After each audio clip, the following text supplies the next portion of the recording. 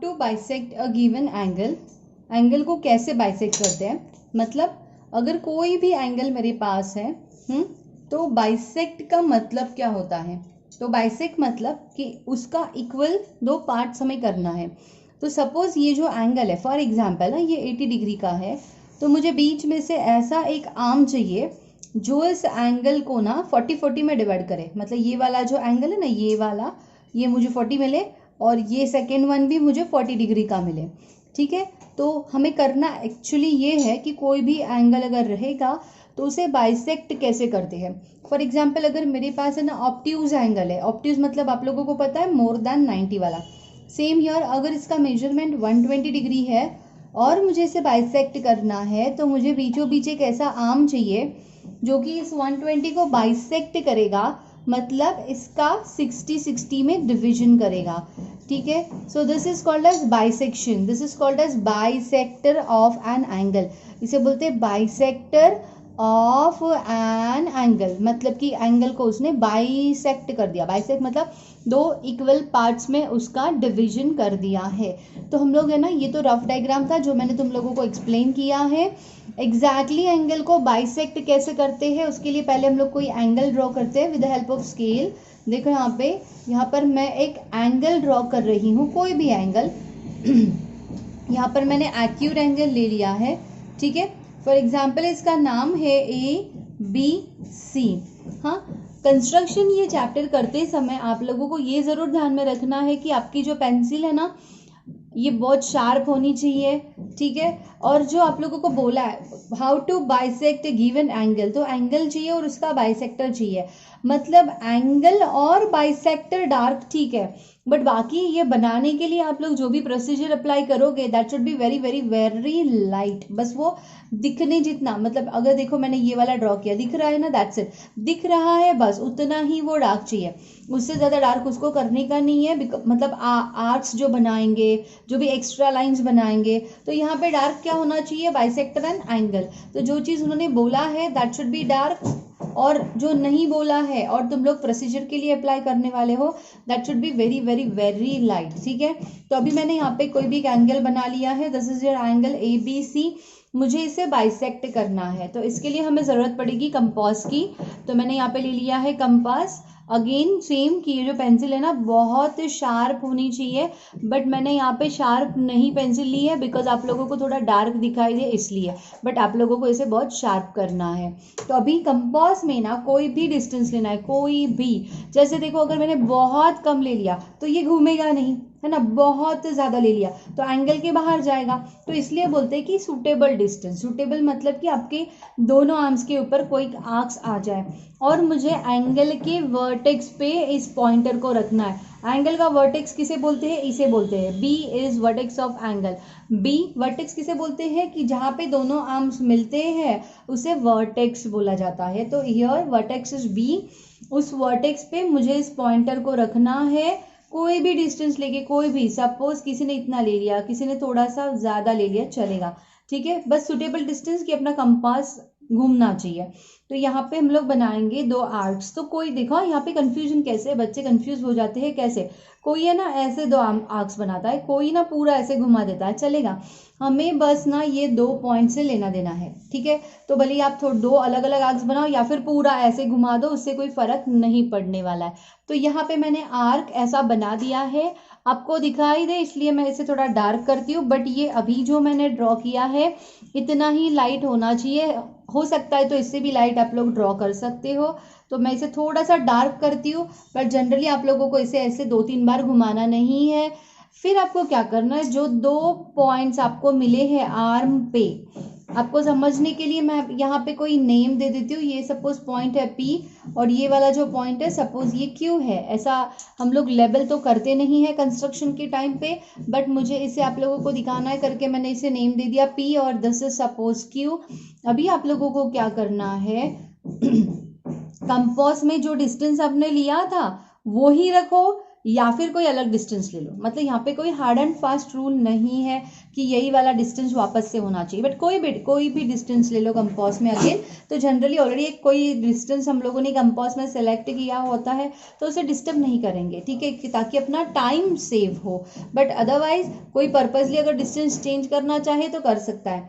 तो एक बार ये पॉइंट पे रखने का और आर्क ड्रॉ करने का, और एक बार ये वाले पॉइंट पे रखने का पी पे, और उसी को कट करने वाला दूसरा आर्क बनाने का। Again the same thing is कि ये वाले आर्क्स भी बहुत लाइट होने चाहिए। These are arcs. तो आर्क्स बनाने के लिए नहीं बोला है, व्हाट इज आवर इंटेंशन कि हमें एंगल और एंगल का बाइसेक्टर, तो दैट शुड बी डार्क। तो उसके लिए हम लोग ये आर्क्स वर्क्स बना रहे हैं, तो that should be very light. तो आपके आर्क्स है ना ऐसे दिखाई देने चाहिए एक्चुअल में। बट यहाँ पे मैं आप ये वीडियो पोस्ट करने जा रही हूँ तो ताकि आप लोगों को थोड़ा क्लियर दिखे तो मैं इसे थोड़ा डार्क कर देती हूँ। देखो ये फर्स्ट वाला आर्क है और ये क्यूब पे रख के जो आर्क बनाया था, दिस इज दिस आर्क, ठीक है। अभी आपको क्या करना है, तो ये दोनों आर्क्स जहाँ पे मिले हैं मीन्स दिस, सपोज मैं इसे नेम दे देती हूँ आर। ऐसा नेमिंग तो आपको करना नहीं है, बट आपको समझने के लिए this is suppose point R और आपका वर्टेक्स बी। ये जो आर है और आपका वर्टेक्स बी, इसे आपको ज्वाइन करना है। और इन दोनों को ज्वाइन करने के बाद आप लोगों को एक आर्म मिलेगा and that is your bisector. देखो ये मैंने बी को और ये आर को ज्वाइन कर दिया है। तो देखो बाइसेक्टर हमें चाहिए, तो बाइसेक्टर को डार्क ड्रॉ करो, दैट्स इट। तो ये है आपके एंगल का बाइसेक्टर। अगर आप लोग एक्चुअल में इसे काउंट करोगे और फिर ये दोनों को भी काउंट करोगे, अभी देखो यहाँ पे एंगल बाइसेक्टर मैंने बना दिया है, इतना ही आप लोगों को करना है। एक चीज़ ध्यान में रखो कि ये आर्क्स बहुत लाइट होने चाहिए, और ये जो पी क्यू आर है ऐसा लेबल तो हम लोग करते नहीं है, ये आपको समझने के लिए मैंने दे दिए है उसको नाम। अभी देखो थोड़ा एक्सप्लेनेशन पॉइंट, अगर क्रॉस वेरीफाई करना चाहो, मैं अभी थोड़ा डायग्राम में थोड़ा खिचड़ी कर रही हूँ बट ये आपको करना नहीं है। अगर आप लोगों ने इसे काउंट किया, फिर अपने इसे भी अलग से काउंट किया और इसे भी अलग से काउंट किया, तो सपोज ये आप लोगों को मिल रहा है 60 डिग्री, तो ये दोनों पार्ट्स है ना आप लोगों को मिलने चाहिए 30-30, तो आप लोग राइट हो, ठीक है। तो this is your angle bisector. But generally हम लोग ऐसे क्रॉस वेरीफाई करके देखते नहीं है, इतना टाइम पेपर में नहीं होता है। बस इतना चीज़ ध्यान में रखो, आपके सारे इंस्ट्रूमेंट्स प्रॉपर होने चाहिए। स्केल कभी कभी बच्चे ना ऐसे यूज़ करते कि जिसके ऊपर ये जो मार्किंग है वो भी बहुत चली जाती है, कभी कभी होती नहीं है, तो ऐसी स्केल यूज़ मत करो। Proper scale with proper compass, ऐसा लूज कंपास नहीं होना चाहिए। ये स्क्रू जो है वो टाइट होना चाहिए विथ शार्प पेंसिल अगर करोगे। और एक चीज़ ध्यान में रखो कि शार्प अगर करोगे ना तो ये आर्क्स आपके बहुत पतले आएंगे। पतले आर्क्स मतलब आपको एक पॉइंट जो है ना वो बहुत शार्प मिलेगा। अगर आप लोगों ने बहुत मोटे मोटे पेंसिल यूज़ किए, सपोज देखो हाँ ये एक आर्क है और ये एक आर्क है, ये दोनों मिल गए, तो यहाँ पे तुम लोग बोलोगे ये पॉइंट है, अरे बाप रे यहाँ पे ना 2-3 पॉइंट बन सकते हैं, इतनी जगह देखो इतना बड़ा पॉइंट बन रहा है। तो इसलिए परफेक्ट पॉइंट बनने के लिए आपके आर्क शुड बी फाइन, एकदम बहुत पतले होने चाहिए। इसके लिए ये जो है ना वो बहुत शार्प करो पेंसिल को, ठीक है। So this is about angle bisector. तो बेसिकली एंगल बाइसेक्टर क्या करता है, एंगल को इक्वल पार्ट्स में डिवाइड करता है। Now moving towards the next question and that is how to divide a given line segment in equal parts. मतलब है ना, देखो अगर मेरे पास है ना एक लाइन सेगमेंट है, ये लाइन सेगमेंट है, और बोल दिया आप लोगों को कि इसके 5 पार्ट्स बनाओ, 5 इक्वल पार्ट्स। 5 इक्वल पार्ट्स मतलब सपोज ये 1 2 3 4 5, तो इसका जितना मेजरमेंट है वही मेजरमेंट इसका होना चाहिए, वही मेजरमेंट इसका होना चाहिए, वही इसका होना चाहिए और वही इसका होना चाहिए। तो अगर 5 पार्ट्स करने हैं और अगर मैंने बोल दिया कि ये लाइन है ना 25 सेंटीमीटर की है, तो इसे डिवाइड करना बहुत आसान हो जाएगा। 5-5 सेंटीमीटर का एक पार्ट, तो 5 सेंटीमीटर पे एक पार्ट, 10 सेंटीमीटर पे दूसरा, है ना। तो 5 10 15 20 और यहाँ पे 25 हो गया आपके इक्वल पार्ट्स। बट क्योंकि यहाँ पे 25 सेंटीमीटर दिया है और ये 5 के टेबल में आता है, इसलिए ये जॉब जो है वो इजी हो गया। बट अगर मैंने कहा कि your line segment is of 22.5 centimetre और इसे 5 पार्ट में डिवाइड करो, तो इसका 5 के टेबल में 22.5 तो आता नहीं है, तो कितने सेंटीमीटर का एक पार्ट होना चाहिए। अगर आप लोग डिवाइड भी करोगे ना 22.5 डिवाइडेड बाय 5, तो सपोज अगर आप लोगों को ऐसे आ गया 4.236, तो ये स्केल पे कैसे काउंट करोगे। This is very critical job. तो हमें स्केल की मदद से इसे डिवाइड नहीं करना है, with the help of compass हम लोग इसे बहुत अच्छी तरह से डिवाइड कर सकते हैं। देखो अभी हम लोग कोई भी गिवन लाइन सेगमेंट है उसे डिवाइड कैसे करना है वो देखेंगे। तो इसके लिए मैं यहाँ पे एक लाइन सेगमेंट बना रही हूँ। तो ये है सपोज आप लोगों का लाइन सेगमेंट, ठीक है। इसे मैंने नाम दे दिया ए बी, और पकड़ के चलो कि मुझे इसे 5 इक्वल पार्ट्स में डिवाइड करना है। अभी इसके लिए प्रोसीजर क्या है, हाँ, तो हमें स्केल की मदद नहीं लेनी है, मतलब हम स्केल की मदद इन द सेंस कि ऐसा काउंटिंग करके हमें पार्ट्स नहीं बनाने हैं। तो इसे इक्वल पार्ट्स में डिवाइड करने के लिए आप लोग क्या करो, यहाँ पर है ना एक एंगल बनाओ। अभी देखो ये वाला जो एंगल है ना वो कैसे भी हो सकता है, ऐसे बनाओ, ऐसे बनाओ, ऐसे बनाओ, ऐसे बनाओ, ऐसे बनाओ, ठीक है, कैसे भी हो सकता है। बट जनरली ना एक्यूट एंगल ही बनाओ। ऐसे पीछे पीछे जाओगे तो वो थोड़ा गंदा सा डायग्राम आएगा और आपका जो जॉब है ना वो बढ़ जाएगा, ठीक है। तो बेटर यही है कि एक्यूट एंगल बनाओ। इसका कोई हार्ड एंड फास्ट ऐसा रूल नहीं है कि इतने ही डिग्री का एंगल होना चाहिए, बट एक प्रॉपर एंगल होना चाहिए, ठीक है। बट आपका जो डायग्राम है वो इजी बनाने के लिए मैं क्लू बता रही हूँ कि एक्यूट एंगल बनाओ। अगर आपको लगता है कि क्यों ऐसे, तो आप लोग ऑब्ट्यूज एंगल बना के देख लो, आप लोगों को समझ में आएगा कि प्रॉब्लम्स कहाँ कहाँ पे आ रही है। मतलब फिर बाद में यहाँ से यहाँ तक जाना पड़ेगा ऐसे आर्क्स को लेके, तो वो बहुत लंबा रास्ता हो जाएगा। इसलिए हम लोग एक्यूट एंगल बनाएंगे। एक्यूट मतलब छोटा, 90 डिग्री से कम। तो देखो यहाँ पे मैंने एक आर्म बना दिया, कोई भी डिग्री पे। ये वाला जो मेजरमेंट है ना वो कोई फिक्स नहीं है, ठीक है। फिर आप लोगों को क्या करना है, कंपास में एक प्रॉपर सुटेबल डिस्टेंस लेना है, ठीक है। एक सुटेबल डिस्टेंस इतना कि ये मेरा एक पार्ट है, हाँ, सपोज ये एक पार्ट है, तो ऐसे ना 5 पार्ट यहाँ पे बैठने चाहिए। तो देखो ना ये एक पार्ट है, तो 2 3 4 और 5 मतलब बैठ जाएगा। ऐसे सुटेबल पार्ट सबको लेने। थोड़ा सा बढ़ा भी दिया इतना, तो भी यहाँ पर 5 पार्ट्स बैठ जाएंगे। इतना बड़ा लूंगी तो देखो पहला पार्ट यहाँ पर आएगा, दूसरा पार्ट यहाँ पर आएगा, तीसरा पेपर के बाहर जाएगा, ऐसे। तो ये सब दिमाग आप लोगों को लगाना है कि आपके कंपास में सूटेबल डिस्टेंस होना चाहिए।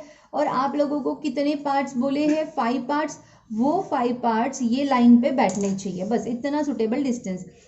फिर ए पे रखना है पहला वाला आर्क, फिर आगे वाले आर्क पे रख के दूसरा वाला आर्क, फिर वो वाले आर्क पे रख के तीसरा वाला आर्क, फिर ये वाले आर्क पे रख के चौथा वाला आर्क, देन इसके आगे रख के ये 5th वन आर्क। अभी देखो ये first part, second, third, fourth and fifth. देखो ये first part, second part, third part, fourth part and fifth part. तो ये मेरा एंड पॉइंट हो गया, ठीक है।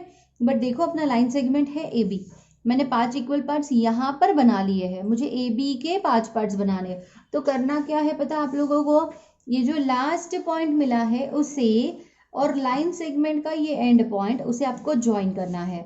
तो मैंने इसे और इसे ज्वाइन कर दिया, ठीक है। देखो ये मैंने इसे और इसे, ओके। तो देखो जैसे कि ये लाइन मैंने बनाया है ना, तो अगर मेरे पास रोलर स्केल है, अभी आप लोग समझोगे नहीं रोलर स्केल क्या होता है। जैसे इंजीनियरिंग में ना रोलर स्केल होता है, यहाँ पे पीछे ना रोल होता है, तो ये पैरेलल लाइन देता है। अगर मैं इस रोलर स्केल को ऐसे शिफ्ट करूंगी ना, तो ये रोल होता है, यहाँ पे एक लाइन मिलेगा, फिर यहाँ पे एक लाइन मिलेगा, फिर यहाँ पे एक लाइन मिलेगा, फिर यहाँ पे एक लाइन मिलेगा। फिर आपका डायग्राम कैसे हो जाएगा, देखो ये लाइन सेगमेंट है, ये वाला है 1 2 3 4 5, और मैंने इसे ज्वाइन कर दिया। फिर मैंने रोल किया, ये वाले आर्क पे लेके आई, तो यहाँ पे पैरेलल लाइन बन गई। फिर और रोल किया, यहाँ पे एक लाइन, यहाँ पे एक लाइन, यहाँ पे एक लाइन। अगर ये सारे रोलर स्केल से पैरेलल लाइंस मिलते हैं, और पैरेलल लाइन के बीच का डिस्टेंस कैसे होता है, सेम होता है। इसका मतलब मैंने प्रॉपर डिस्टेंस पे ये लाइंस बनाए हुए हैं। तो ये मेरा देखो यहाँ पे मिल गए मेरे को पॉइंट्स। जो पॉइंट्स जो है ना, ये आपके 5 पार्ट में इसको डिवाइड कर रहा है।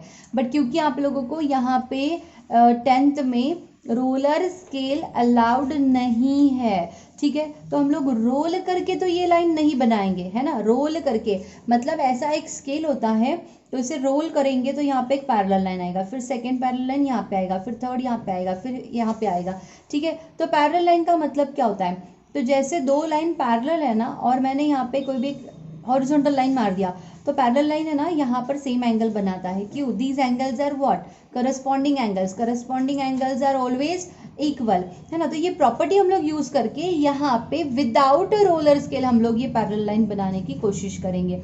तो समझने की कोशिश करो बात को कि ये लाइन और ये लाइन एक दूसरे को पैरेलल होती है। इसका मतलब ये वाला एंगल और ये वाला angle equal. Why, see this line and this line parallel and this as a transversal. These two angles are corresponding angles and corresponding angles are always equal. तो अगर मैंने ये वाला एंगल यहाँ पे बना दिया, कॉन्ग्रुएंट एंगल कैसे बनाते हैं, अगर मैंने ये वाला एंगल यहाँ पे बना दिया तो हो जाएगा कि मतलब ये वाला पैरेलल लाइन मुझे मिल जाएगा।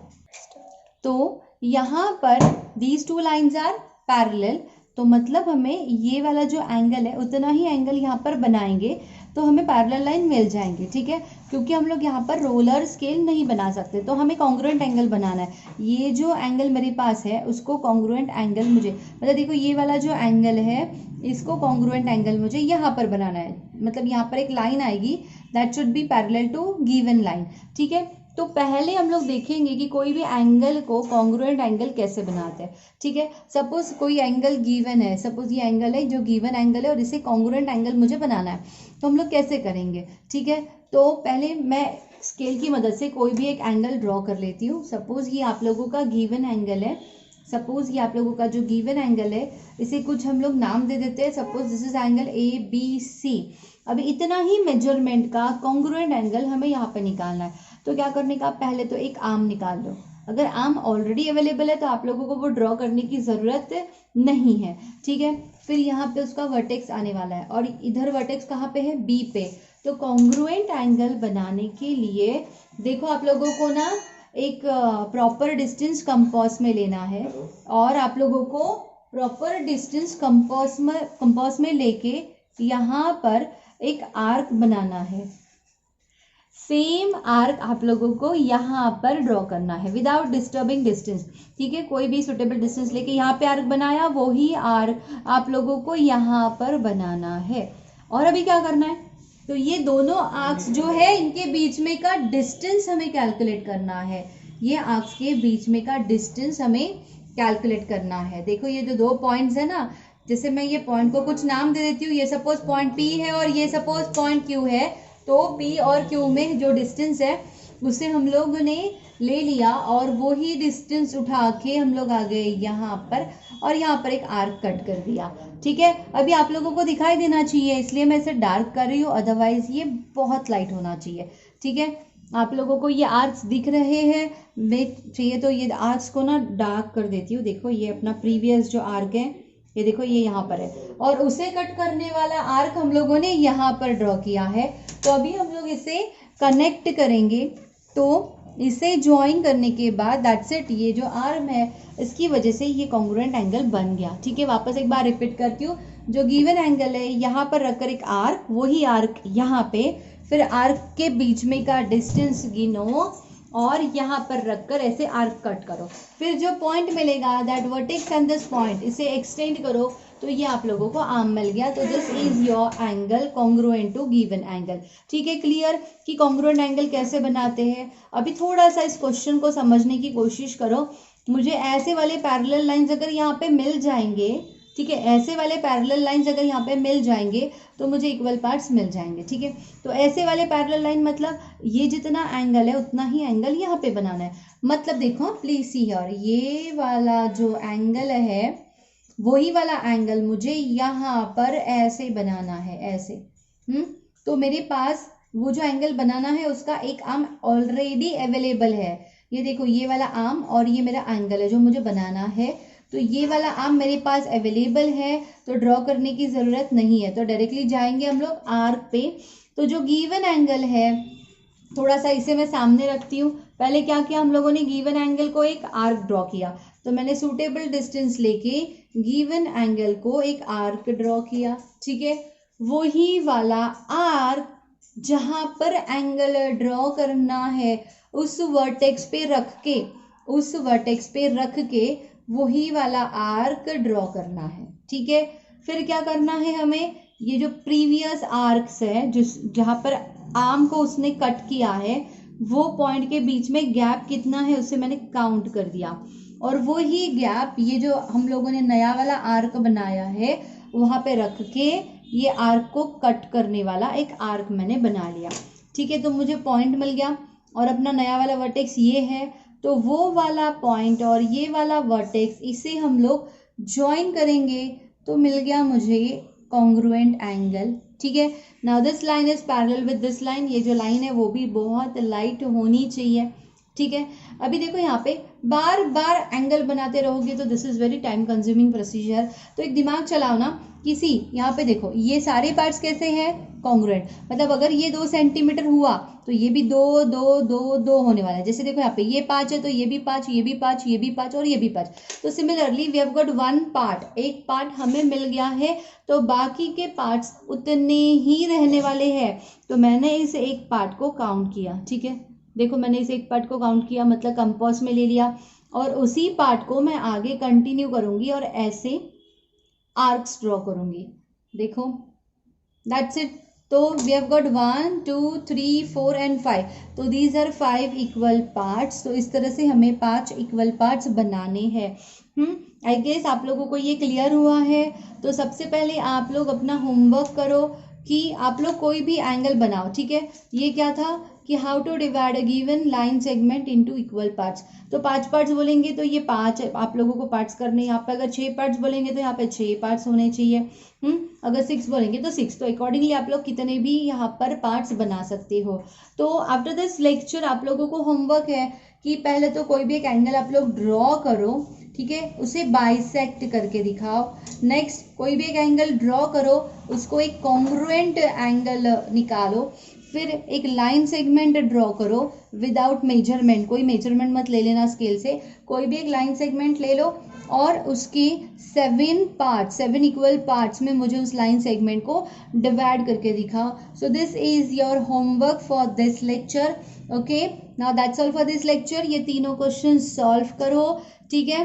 तो ये पहले बेसिक आप लोगों को आना चाहिए, देन हम लोग कंस्ट्रक्शन चैप्टर का जो आगे का टॉपिक्स है वो आप लोगों को क्लियरली समझ में आएगा, ठीक है। तो यहाँ ये लेक्चर हम लोग यहीं पे स्टॉप करते हैं। तो अगर आप लोगों को लेक्चर अच्छा लगा है तो लाइक शेयर और सब्सक्राइब जरूर करिए।